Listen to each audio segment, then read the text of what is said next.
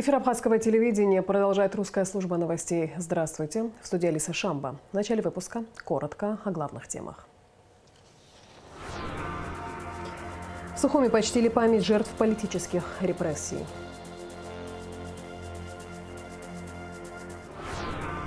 Зураб Джапуа переизбран президентом Академии наук Абхазии, также лауреатом госпремии имени Дзидзаря вручены дипломы победителей. Геополитические вызовы, стоящие перед Абхазией в свете последних мировых событий, обсудили эксперты в ЦСИ.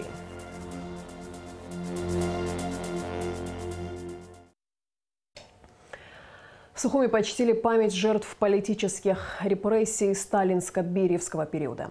В церемонии возложения цветов принял участие вице-президент Бадыр Агунба. По данным Ассоциации памяти жертв политических репрессий, в Абхазии в 30-40-е годы 20 века было репрессировано до 7 тысяч человек.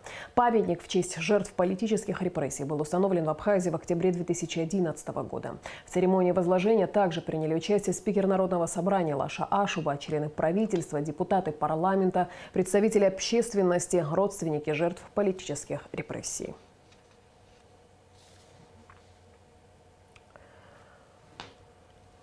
Нынешние и последующие поколения должны сделать все, чтобы не были забыты страшные страницы тех времен и вписанные в них даты и судьбы людей. Об этом говорится в обращении спикера парламента Лаши Ашуба в связи с памятным днем жертв политических репрессий. Спикер выразил искреннюю признательность всем, кто участвует в восстановлении исторической справедливости, связанной с событиями прошлых лет, в сборе и обнародовании материалов, свидетельствующих о судьбах жертв политических репрессий и их семей. Министр культуры Даур Кови освобожден от занимаемой должности в связи с переходом на другую работу. Соответствующий указ подписал президент Аслан Бжани. Даур Кови назначен заместителем главы администрации Галского района. Исполнение обязанностей министра культуры возложено на замминистра Динару Смыр. Продолжается визит абхазской делегации в Республику Беларусь. В рамках поездки министр по чрезвычайным ситуациям Абхазии Лев Квициня встретился с главой МЧС Белоруссии Вадимом Синявским. Рассматривался ряд конкретных вопросов сотрудничества спасательных ведомств двух стран. Затрагивалась и тема подготовки абхазских спасателей и пожарных в профильных учебных заведениях Беларуси.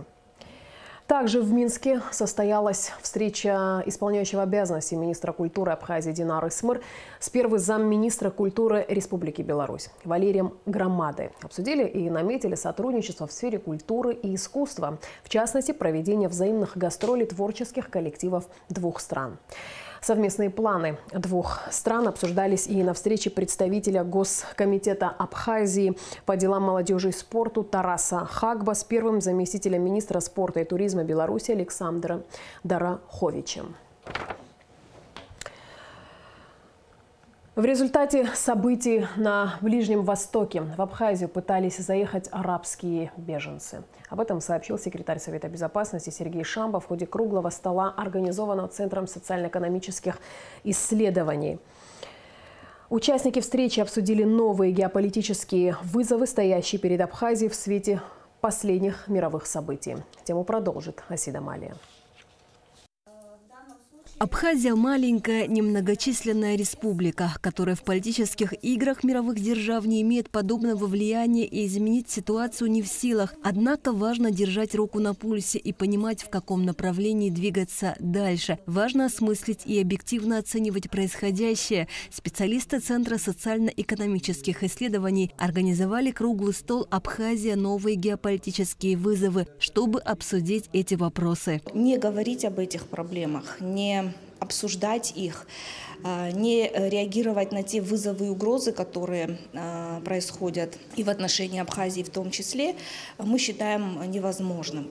Мы будем говорить об Украине, мы будем говорить о Нагорном Карабахе, мы будем говорить о Ближнем Востоке. Вопрос внешних угроз и безопасности нашей республики никогда не терял актуальности, но нынешняя ситуация на Ближнем Востоке приняла масштабный характер и кровавый окрас. Сотни тысяч убитых мирных жителей ярко демонстрируют готовность противоборствующих сторон пойти на крайние меры. Человеческий потенциал все более и более снижается, и верхи получает огромное пространство и возможности чтобы они между собой могли выяснять отношения.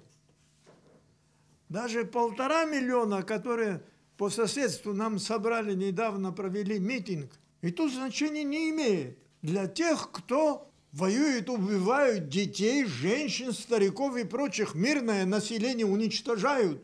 Последствия военного конфликта более чем осязаемы и все ближе подступают к Кавказскому региону. В аэропорту Дагестана минувшей ночью были беспорядки. Граждане протестовали против высадки беженцев. Также арабские беженцы пытались попасть и в Абхазию. По словам секретаря Совета безопасности Сергея Шамба, они нелегально пересекли реку Ингур, однако были задержаны пограничными службами. Арабские беженцы, поскольку они нелегально пересекли, российские пограничники, конечно, их арестовали, передали нашим властям. Ну, по закону у нас полагается статья за незаконное пересечение границы, но мы, естественно, по отношению к беженцам не стали применять такие меры, но так удалось договориться с международными организациями гуманитарными, чтобы их вернули назад в Грузию. И в дальнейшем можем тоже с этим сталкиваться. В любом случае мы прекрасно понимаем, что Абхазия всегда в таких процессах, которые происходили в мире, всегда была вовлечена. Поэтому сейчас опасности нас могут ожидать любого характера. Мы должны быть к этому готовы, это понятно. Наша сила в союзе с Российской Федерацией. И это дает нам хорошие гарантии безопасности. Участники круглого стола говорили о том, насколько сильно изменилась политическая конъюнктура. Прозвучало мнение, что ООН создает условия для бомбы замедленного действия. Об этом уже заговорили во всем мире, отметил заведующий кафедрой журналистики Абхазского госуниверситета Гурам Амкуаб. Внешняя политика – продолжение внутренних процессов, отметил доцент кафедры теории и истории государства и права сочинского филиала РУДН Беслан Камки. Он привел несколько аспектов обстоятельств, приведших к вооруженному конфликту не только на Ближнем Востоке. Он считает, что человечество начала 21 века превзошло неравенство в период Средневековья. Действительно к этому привело еще, что мир не знал пока такой дифференциации социальной, как сегодня, вот начало 21 века. Фактически тот золотой миллиард, о котором мы говорим, да, сравнивать вот сравнение такое со Средневековьем, мы превзошли, современное человечество превзошло то неравенство, которых было в Средние века. Ни в какие времена такого неравенства не было. Конечно, это одна из причин серьезных. Что мы можем, то есть мы ничего не можем, действительно так оно есть. Но я боюсь сказать и скажу, наверное, что никто не может сегодня повести мир куда-то. Вот то стабильное состояние. То есть, да, она может, кстати, но никто не согласен с одним проектом. Вот кризис тогда, когда нет консенсуса ни по какому-то одному из проектов, который предлагается. Сложно прогнозировать, как будут развиваться события, считает доктор исторических наук Аслан Авизба. Прежде всего, это связано с тем, что человечество само по себе меняет облик и стираются человеческие ценности. Вот Сергей Миронович говорил о каких-то красных линиях, которые нельзя переходить. Мне кажется, их давно все перешли, и уже не осталось никаких линий. Единственная красная линия, когда страна, которая называется Соединенные Штаты Америки, превратила в заложников своих внутренних проблем весь остальной мир, все остальное человечество почувствует угрозу на себе. Вот когда это произойдет, я не могу сказать. К сожалению, вот от некоторых политологов я слышу, что для меня нет в этом мире хороших. То есть, когда мы говорим, там, евреи плохие, арабы плохие, или там грузины хорошие, мы плохие, для сторонних наблюдателей никого хороших нет, потому что все нарушают какие-то принципы с точки зрения морали и нравственности. Другое дело соотношение этой морали и нравственности в позиции каждой из сторон.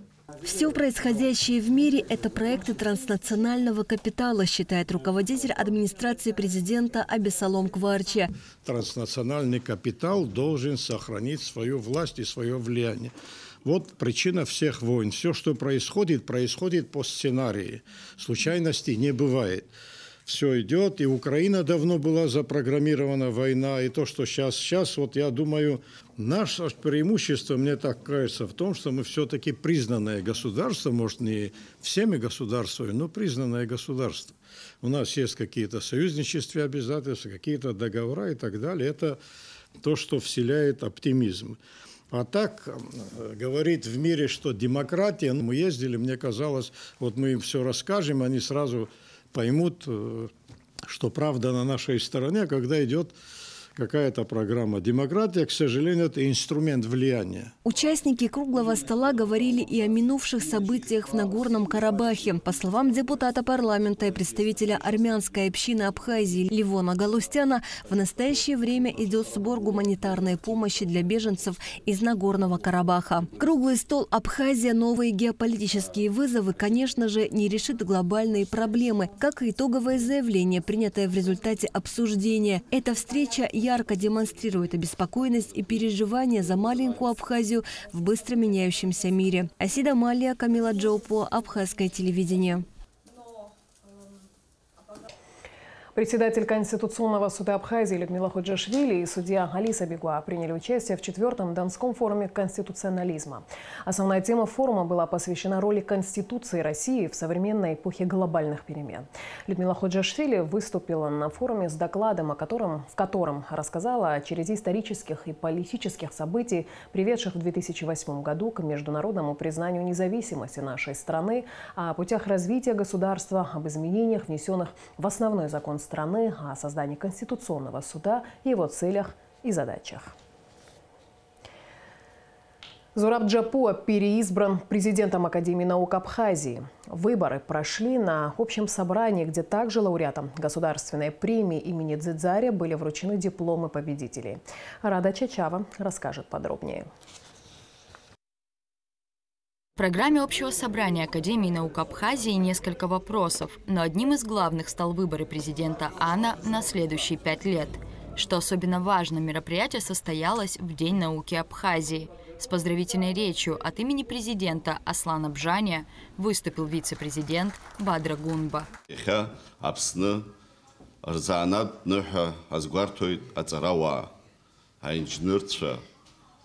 Аҵаарадырратә процесс напалақәо зегьы. Аҵарауаҩ адырра ҿыцқәа аԥызҵо, ԥхьаҟа иԥшо, зԥышәа ҿыц игылараны иҟоу абиԥарақәа ирымазҭо усуҩуп. Аԥсны аҵаарадырра дԥырҵоит зус иазҟазо, ҳтәылаҿы аус аҿы злагала ду ауаа. Ишәзеиӷьасшьоит агәабзиара, аицакра зқәым арҿиаратә усқәа, Аԥсны аизарҳара ус знапы алаку зегьы. Аԥсны Аҳәынҭқарра Ахада Аслан Бжания. Также Бадра Гунба вручил дипломы лауреатам государственной премии имени Дзидзаря в области науки за 2020-2022 годы.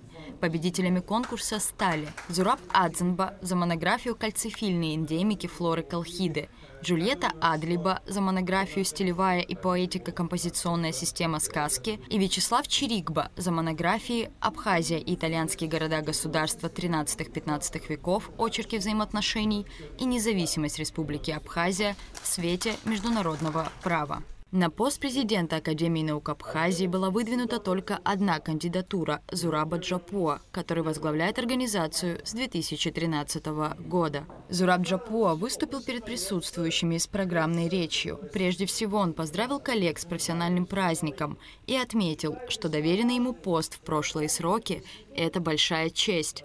Он также наметил перспективные цели в случае своего избрания на 3-й срок президентства Академии. Единственное, что могу сказать со всей ответственностью, это то, что все, что делал я, все, что мог, делал абсолютно честно. Считаю весьма важным и актуальным, очень взвешенно и прагматично подумать правительству нашей республики и Академии наук о статусе ученого в Абхазии, о его социальных гарантиях. Для этого мы разработали проект закона Республики Абхазии об Академии наук Абхазии, в котором прописаны все подробности прагматических отношений государства и науки в нем. Зураб Джапуа подчеркнул, что в случае избрания продолжит работу по расширению внешних связей Академии наук и академических институтов, научно-издательскую работу и многое другое. Как вам известно, мы учредили издательство «Академия». Повышается научный и издательско-полиграфический уровень двух серий журнала «Вестник Академии наук» и других академических изданий, а их уже немало. Эти и многие другие вопросы буду ставить постоянно и настойчиво, укрепляя позиции науки. Государство закладывает прочный фундамент здоровой экономики и самостоятельного развития в перспективе. После программной речи кандидата также выступили ученые, представляющие академические институты отделения АНА.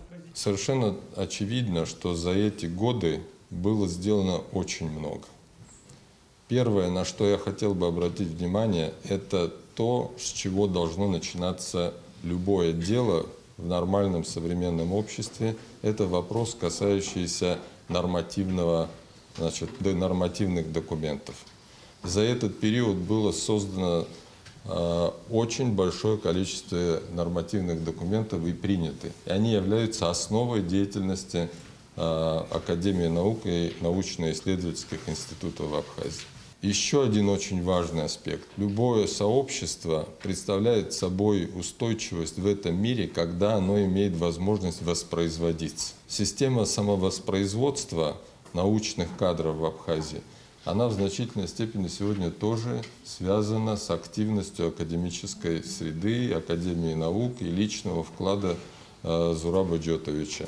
Зураб Джотович поддерживает нас во всех начинаниях и, в частности, поддерживает в развитии наших аспирантов. Только в этом году, наверное, не буду говорить о всех предыдущих годах, нам удалось выступить за пределами Абхазии с 27 докладами в 4 городах России. И часть из этих докладов, на наше приятное удивление, вызвали особенный интерес в профильном сообществе, и часть из докладов вошли в тройку лучших. Я с ответственностью говорю, что наша академия на уровне вот этих вот региональных научных центров России. И даже работа Российской академии наук самой, она тоже в какой-то степени, я считаю, сопоставима. Потому что вот тот уровень, который задан, те направления, которые у нас, они, мне кажется, соответствуют этим уровням, этим направлениям.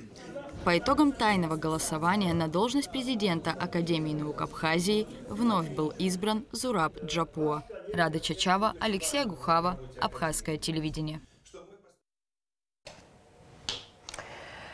30 октября исполнилось бы 85 лет со дня рождения ученого-историка, этнолога, лауреата Государственной премии имени Дзидзари, заслуженного работника культуры Абхазии, профессора АГУ, депутата парламента второго созыва Юрий Аргун. Юрий Гудисович занимался общественно-политической деятельностью, был председателем Абхазского общества по культурным связям с соотечественниками за рубежом. Апсадгил, одним из лидеров Народного форума Абхазии Айтгалара, членом Международной черкесской ассоциации, инициатором создания общественной организации Ахикурхара. Юрий Аргун – автор 6 монографий и более 200 научных статей по истории и этнографии абхазов. Торгово-промышленная палата Абхазии и Арабская федерация семей производителей и традиционных ремесел подписали меморандум о взаимопонимании. Гости из Сирийской Арабской Республики прибывают в нашей стране с 29 сентября. В этом году исполнилось 5 лет, как Сирийская Арабская Республика признала независимость нашей страны. Между двумя странами установлены дипломатические отношения, подписан договор о дружбе и сотрудничестве. Новости диаспоры. 29 октября Турция отпраздновала столетие провозглашения республики. К этой дате был приурочен кинофестиваль, главный приз которого достался документальному фильму «Кто есть Мехри» о великой художнице абхазского происхождения Мехри Ачба. Режиссер фильма Берна Генчальб. Следует отметить, что одним из главных спонсоров официального гала-концерта фестиваля стала сингапурская компания Cross Invest Asia, возглавляемая нашим соотечественником Джемом Маршан. Об этом нашей редакции сообщила полномочный представитель МИД Абхазии в Германии Хибла Амичба.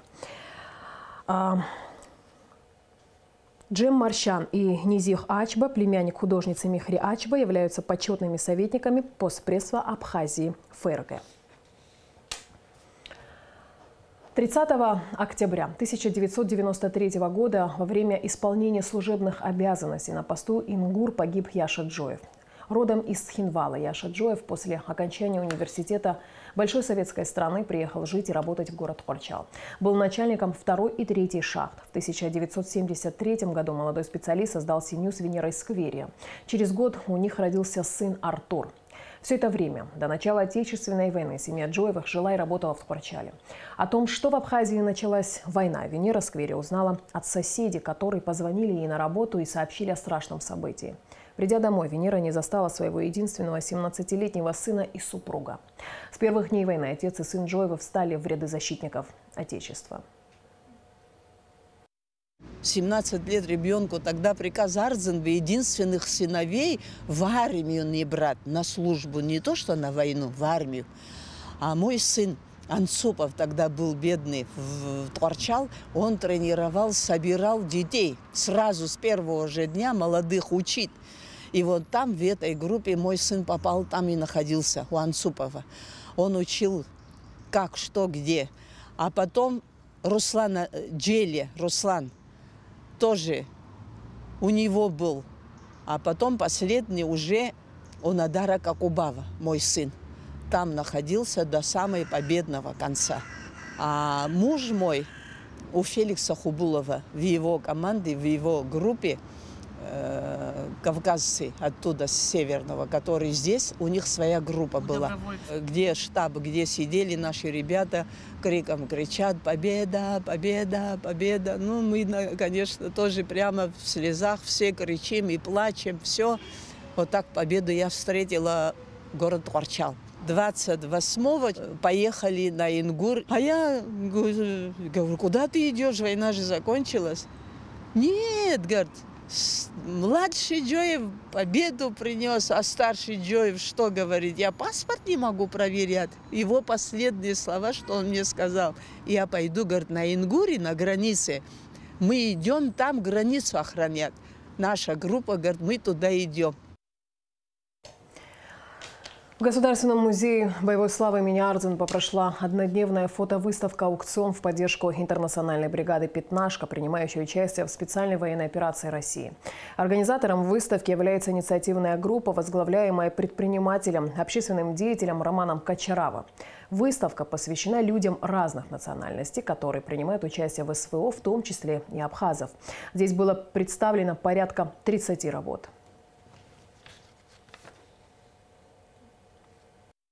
Так как Абхазия многонациональное государство, Россия тоже еще более многонациональное государство, и так как представители всех этих национальностей принимают участие в СВО, и в том числе абхазы, то решили сделать фотовыставку, в которой мы показали людей совершенно разных национальностей, которые проживают на территории Российской Федерации, на территории Абхазии. И эту выставку мы хотим сделать не просто выставкой, а каким-то небольшим аукционом, для того, чтобы эти фотографии, после того, как будут проданы, деньги, которые мы соберем, мы хотим отправить «Пятнашке». 42 ветерана Великой Отечественной войны и приравненные к ним категории граждан, проживающие в Абхазии, получили финансовую помощь от правительства Москвы. Список претендентов был составлен на основе данных посольства России, Министерства социального обеспечения и демографической политики республики. Материальную помощь ветеранам передали представители Дома Москвы в Сухуми. Внимание, отключение воды. Сухумский водоканал сообщает, что 31 октября с часу ночи до 17 часов будет прекращена подача воды в районе Маяка и частично по проспекту Аяйра. Воды не будет в связи с проведением ремонтных работ. И в завершении выпуска приятная весть из культурной столицы России. Детская хореографическая студия «Яйрума» государственного ансамбля танца Абхазии «Щеретын» имени Эдуарда Бебия выиграла гран-при Санкт-Петербургского 20-го международного фестиваля конкурса «Без границ». А руководитель студии, заслуженная артистка Абхазии Анжела Дбар, награждена дипломом за высокий профессионализм и педагогическое мастерство и медалью за заслуги в сохранении национальных традиций. Кроме того, лучшим танцором фестиваля был назван юный солист Яйрума Эдуард Бебия. В фестивале приняли участие более 20 коллективов из разных стран и регионов. Номинация «Народный танец». Ансамбль. Смешанная возрастная категория. Детская хореографическая студия «Яйрума».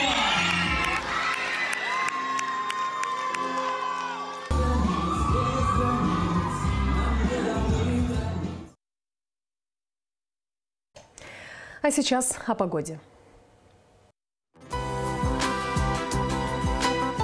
По сообщению Гидрометцентра, во вторник, 31 октября, на территории Абхазии ожидается небольшая облачность без осадков.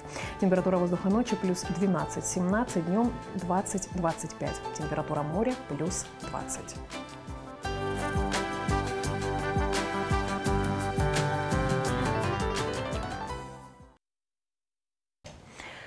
На этом наш выпуск завершен. Я с вами прощаюсь. Абхазское телевидение продолжает свою работу.